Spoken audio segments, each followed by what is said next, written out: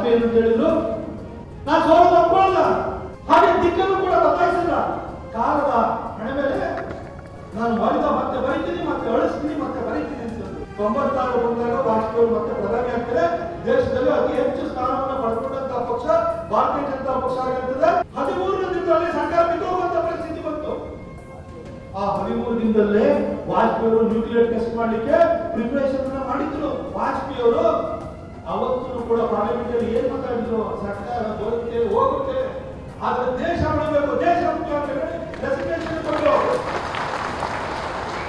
ಮತ್ತೆ 1998ರಲ್ಲಿ ಚುನಾವಣೆ ಬಂತು. ಆ ಚುನಾವಣೆ ಬಂದಂತ ಸಂದರ್ಭದಲ್ಲಿ ಒಂದು ಸ್ಲೋಗನ್ ನಾವು ಕೊಟ್ಟು, ಏನ್ ಸ್ಲೋಗನ್ ಕೊಟ್ಟು, ಈಗ ನಾವು ಹೇಳ್ತೀವಲ್ಲ, ಅಬ್ಕಿ ಬಾರ್ ಮೋದಿ ಸರ್ಕಾರ, ಫಿರ್ ಏಕ್ ಬಾರ್ ಮೋದಿ ಸರ್ಕಾರ, ಅಬ್ಕಿ ಬಾರ್ 400 ಪಾರ್ ಅಂತಿಲ್ಲ.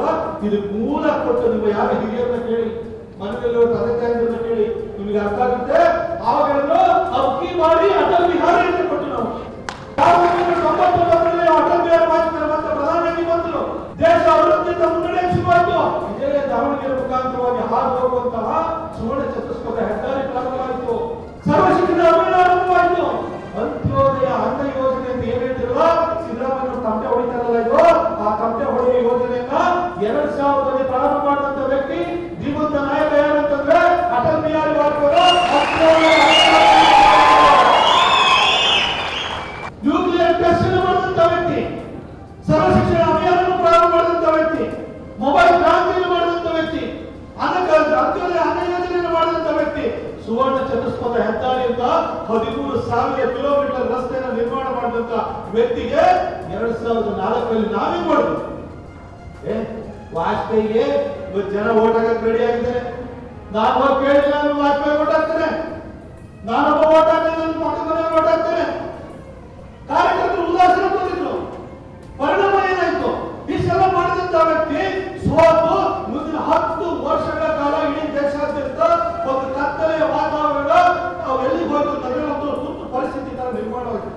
ಕಾರ್ಯಕರ್ತರು ಮಾಡಿದ ಒಂದು ತಪ್ಪಿಗೆ 10 ವರ್ಷಗಳ ಕಾಲ ವನವಾಸವನ್ನು ಅನುಭವಿಸಿದ್ವಿ.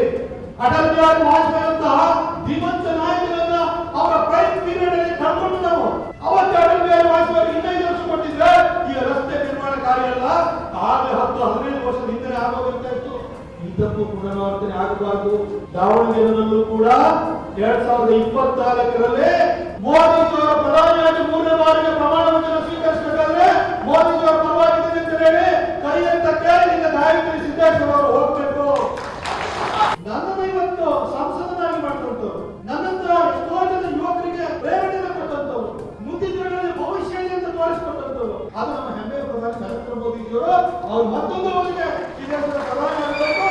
ಅದಕ್ಕೋಸ್ಕರ ನಾವು ಎಲ್ಲಾ ಭಿನ್ನಾಭಿಪ್ರಾಯಗಳನ್ನ ಬದಿಗಿಟ್ಟು ನಾವು ಕೆಲಸವನ್ನು ಮಾಡಬೇಕು.